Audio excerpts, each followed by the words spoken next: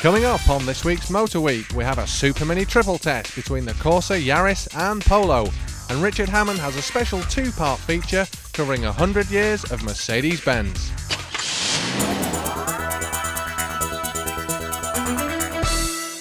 Some manufacturers make cars that are that special that they award them their own unique badge. BMW have got their legendary M cars, Mercedes their AMG, and Ford their rally-inspired RS cars.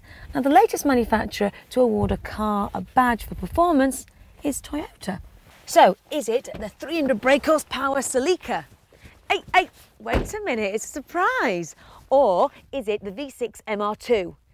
Hang on. It is a Yaris. Yes, introducing the new Yaris T Sport.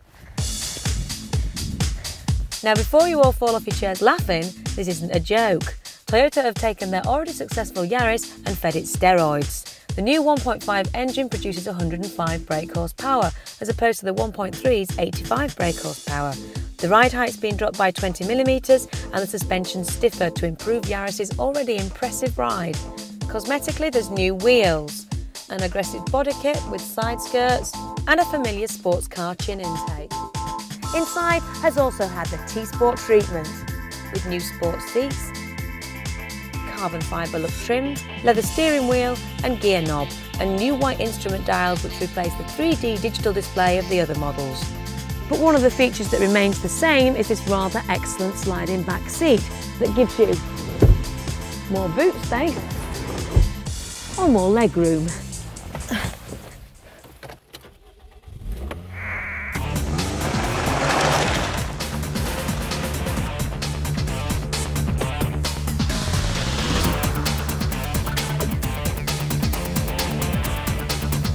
Now, if I'm being picky, the original Yaris was a little bit wallowy when you chucked it into a corner, but you'll be immediately impressed by the poise and stability of this new T Sport.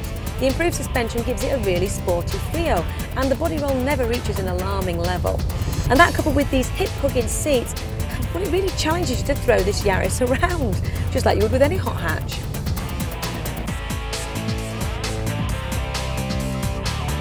Although the T Sport has an all-new engine, it retains the variable valve timing system, which ensures the engine operates efficiently across the rev range.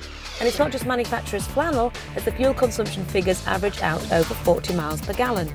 The T Sport has got more power than the Citroën Saxo VTR or the Ford Fiesta Zetec S, 105 brake horsepower to be precise, but drive it sedately and it'll feel a lot less lively than that. However, use the 5-speed gearbox, get it up to 3,500 revs, and the car really comes alive. Catch it right and you'll beat the others 0 to 60, taking only 9 seconds.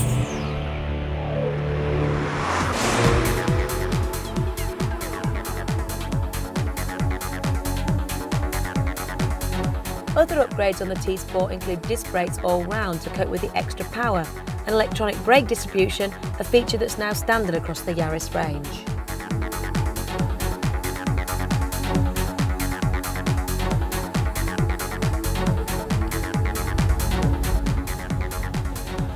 And an extra special feature on this car, which I love, is the new exhaust note. Not quite a Ferrari, but we're getting there. When the Yaris was originally launched, one of the many things it was praised for was the vast cabin space. And every time I get into one of these, I still can't get over just how much room there is for passenger and driver alike. It makes the Fiesta feel rather pokey in comparison. So how does the new Yaris compare on costs? Well, this model, complete with an impressive standard equipment list, will set you back just under 12 grand, which is significantly more expensive than its rivals, but it'll be cheaper to insure than the competition and has that impressive drip feed fuel economy.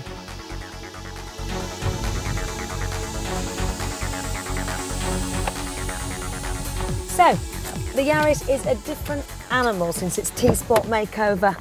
And the good news is that Toyota are planning to give a sports overhaul to some of the bigger models. So in the future that might mean that we'll see the Avensis T Sport biting at the heels of the M3, or the Picnic T Sport challenging the Cosworth drivers. Well, it's a thought anyway.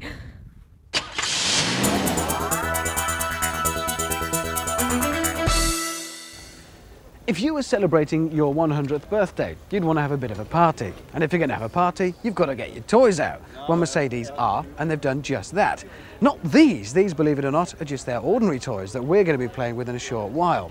They've kept all their best toys to themselves, and they're over there playing with them, right in the middle of Monaco.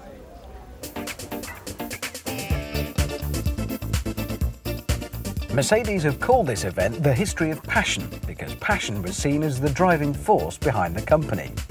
Here in Casino Square, some of the most famous Mercedes cars from the last 100 years will be put through their paces with 3 showpiece laps each of a carefully selected circuit. It's no accident that we're here in the Côte d'Azur because this is where the brand Mercedes began through the energy and enthusiasm of one Emil Jelinek. Jelinek was a customer of Daimler Motoren Gesellschaft, DMG, car builders from Cannstatt, with a passion for speed and cars. In 1900, Jelinek ordered a car from DMG, which, in his own words, had to be light, fast and good-looking, and more importantly, able to win the forthcoming races during Nice Week in 1901. To convince DMG of his seriousness, he ordered not just 1 car, but 36 in April of 1900. This figure amounted to 1/3 of DMG's annual production and cost a then astonishing 550,000 gold marks. William Maybach, a pioneering engineer at DMG, built the car, powered by a 5.9-litre 4-cylinder engine installed at the front, developing 35 horsepower with a top speed of 100 km/h. The car was to compete in the sprint, long distance and hill climb trials. Jelinek had been deliberating for a long time on a name for his cars. He finally settled on the name Mercedes after his daughter, who was born in 1889. During the race week in Nice from the 25th to the 29th of March 1901, new records and victories made headlines around the world, with the German car winning the most important competitions. The name was Mercedes, and the legend was born. These early victories marked the start of an unbelievable success story in motorsport, one which continues today. This story of passion is, in essence, what Mercedes is celebrating here, with a parade of cars from both the past and the present. There are some stunning cars here, and one thing for sure is that they can all trace their lineage back to this car. The oldest still existing Mercedes, the 40 horsepower Simplex. This car was the direct successor to the first Mercedes. It was built only 1 year later in 1902. It scored numerous racing successes, and on May 1902, William K. Vanderbilt established a world record of 111.1 km/h at its wheel. It looks fantastic here, demonstrating its heritage and performance, 99 years after it was first seen on these streets. Meanwhile, I was about to take part in my own little piece of driving history. Isn't it funny how the arrival of photography, for instance, coincided almost exactly with the arrival of the first mucky photograph, and the arrival of a car coincided almost exactly with the arrival of the first car race.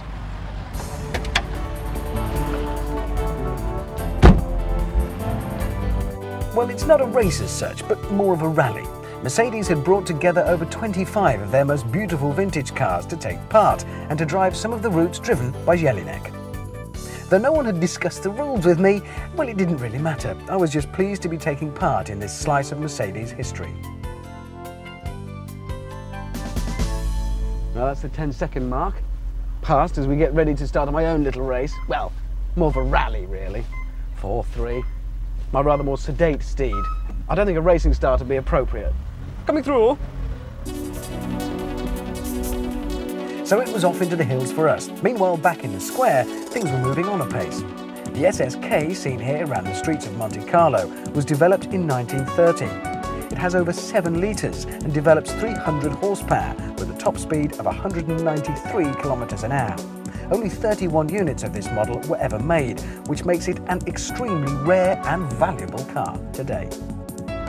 So some of the cars that Mercedes had gathered together from a different era were quaint. Then we entered a period in time when they looked quaint, but really they weren't, because things in racing cars were getting pretty serious. 2 legendary cars of the late 30s were the W154 and the W165. 1938 saw the introduction of the 3-litre Formula Racing. Mercedes developed the W154, a V12 developing 430 horsepower. it scored major success in Tripoli and Libya, with Rudolf Caraccioli winning the 1938 European Champions title. Further success followed in 1939 for the improved W154, culminating in 3 titles: the European Championship, German Hill Climb and the German Road Race Championship. The W165 was created in just 8 months in answer to the lowering of the displacement limit from 3 litres to 1.5 litres at short notice for the Tripoli Grand Prix. Needless to say, the brand new W165 finished first and second under the Libyan palms. On another note, if you've ever wondered why Mercedes racing cars are silver, well, I can tell you. In 1934, a new weight formula came into force at 750 kilograms. The W25, despite its lightweight design, was still 1 kilogram above the limit, and technical modifications were impossible the night before the race. Alfred Neubauer, the racing manager, instructed his mechanics to scrape off the white paint from the aluminium bodywork. This did the job weight-wise, and the Silver Arrows legend was born. After the break on Motor Week, we've part 2 of Richard's look at 100 years of Mercedes-Benz, plus there's the Super Mini Triple Test.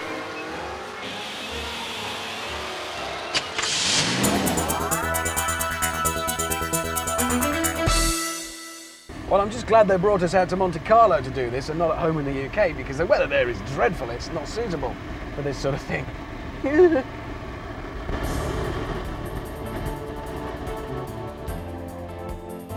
The further up the hill we went, the worse the weather got. Rain and at the lunch stop, major snow. Things were fairly treacherous with a light foot on the pedal required to stop the back end from sliding out, but I suppose that's all part of the fun on a rally like this. Things were faring a little better back in the square though. Perhaps one of the most famous cars of the 1950s was the 300 SLR with start number 722, driven to victory in the Mille Miglia by Stirling Moss in 1955. The car covered the 1,600-kilometre course in just 10 hours, 7 minutes and 48 seconds at an average speed of 157.65 kilometres an hour, a record which amazingly remains unsurpassed to this day. However, by the end of 1955, Mercedes withdrew completely from motorsport, partly due to an accident at Le Mans, where a Mercedes catapulted into the crowds and killed several spectators. Although Mercedes-Benz had withdrawn from motorsport, their cars were still entered in rallies by private teams, and very successfully too. It wasn't until 1984 that Mercedes-Benz became actively involved in motorsport again, mainly in touring cars. There are a couple of nice examples here today of the 190e 2.3 16 DTM, built in 1988. Nicknamed the Baby Benz, it competed in virtually all heats of the German Rally Championship very successfully. A year later, the 190e 2.5 was developed. In touring car races, the car often emerged as the winner against tough competition from Audi, BMW and Opel. In 1991, the company clinched the manufacturer's title and the driver's runners-up title, while a year later they did even better, winning both titles. Anyway, back to my rally. If you'd been lucky enough to be wafting around the hills over Monte Carlo in the 60s, you might well have done it at the wheel of something like this. It's from 1965 and it's beautiful. It may be over 35 years old, but even today, it's a beautiful drive. It wafts along. Plenty of load-out power for that creamy, smooth, straight six up front.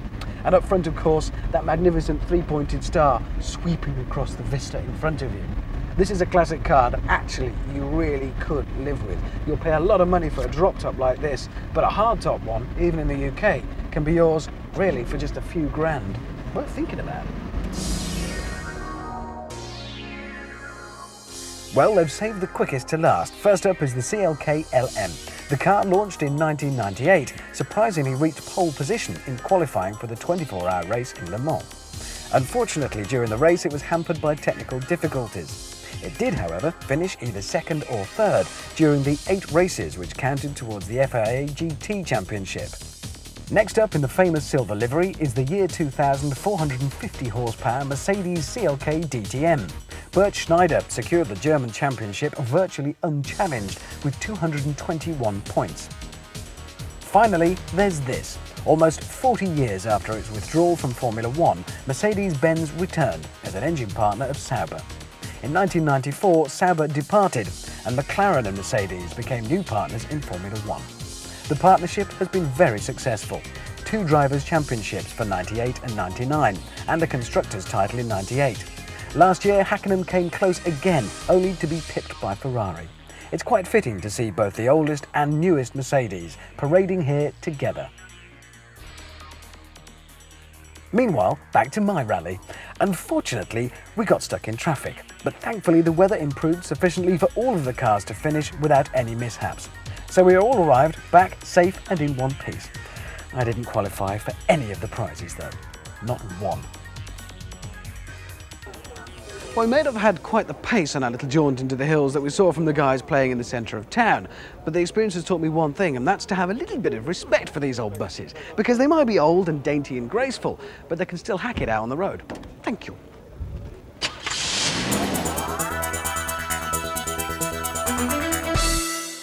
So 3 city cars and a 3-way tag match between Japan, Germany and the UK. Well, sort of the UK, because in this, the dull corner, is the Vauxhall Corsa, known to its challengers as the Undertaker, mostly because with the performance figures of this particular model, we ain't going to be overtaking anybody. From the land of the rising sun, this the Toyota Yaris, known as the Sumo, because it's big, round, oriental, and it's got an enormous bum. And this, from Germany, the Teutonic Challenger, that is the VW Polo. We're going to call it the Rock, because the Germans reckon it is the most stable of the bunch. The recently refreshed Polo has over the years had its boxy lines softened, but this, the latest shape, still looks chunky and solid. The Toyota Yaris is the most innovative of the bunch. It uses its interior space very cleverly to create a lot of room, and the result is this distinctive and unique shape. And that leaves this, the Vauxhall Corsa. Vauxhall say it's been heavily revised. The result is a car that looks, well, just a bit more pointy.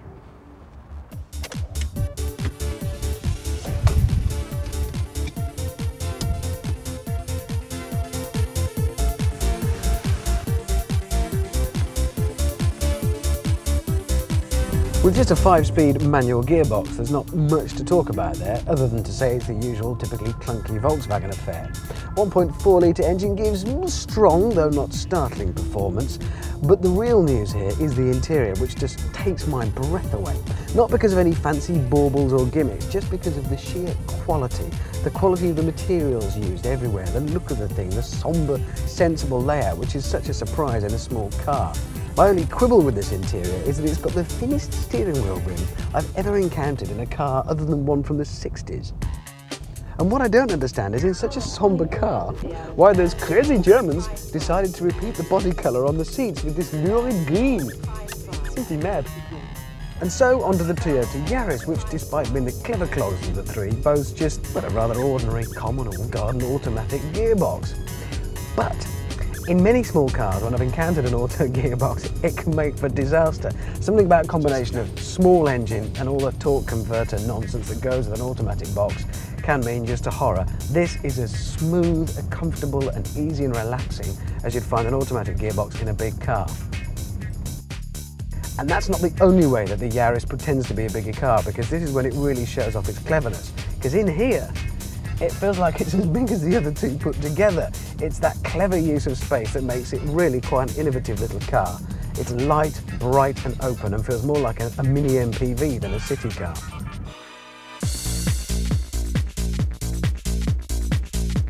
Considering it's a car that I've never associated with high tech, it's a surprise to find the Corsa boasting the most sophisticated gearbox of the 3, the Easytronic. Basically, it's another of these systems you slide the gear lever across into A for automatic, and it's an automatic. Or you can slide it, knock it across once, and you can move it plus or minus, it'll change up and down the gears.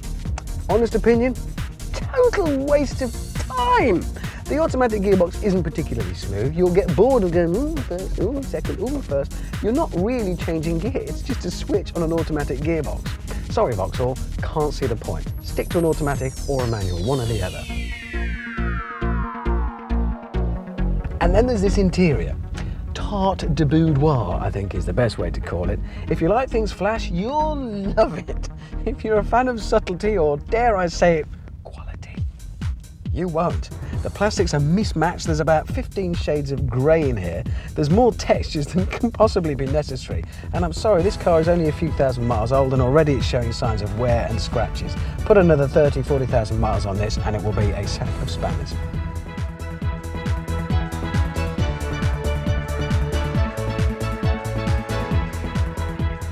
plastics used in here though aren't exactly inspirational, but the standard of finish is perfectly decent, and being a Toyota I'm sure it will last a long time. It's just never going to be the prettiest interior.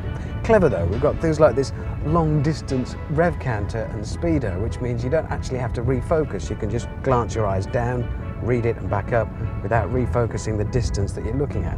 Sounds like a gimmick, actually works once you've got used to it.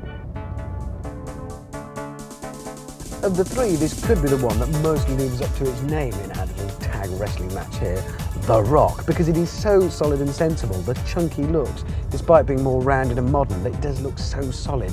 The interior is kind of sombre, sensible. It looks like it'll last 1,000 years without wearing out. A good, solid, sensible 5-speed manual gearbox, 1.4, sensible engine size. The only problem is, it ain't cheap. But then it is extraordinarily high quality for a small car, and you could use this every day for centuries. It won't break and it won't wear out.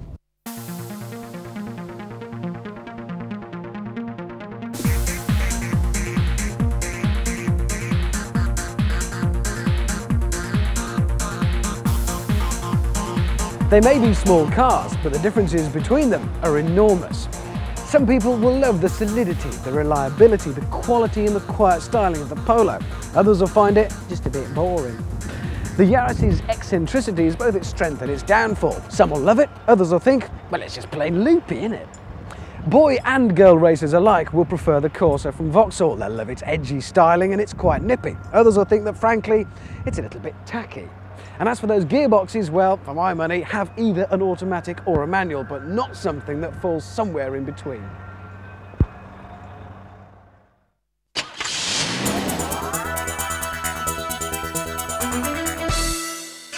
On next week's Motor Week, we have an SUV dual test pitching Hyundai's Santa Fe against the Land Rover Freelander.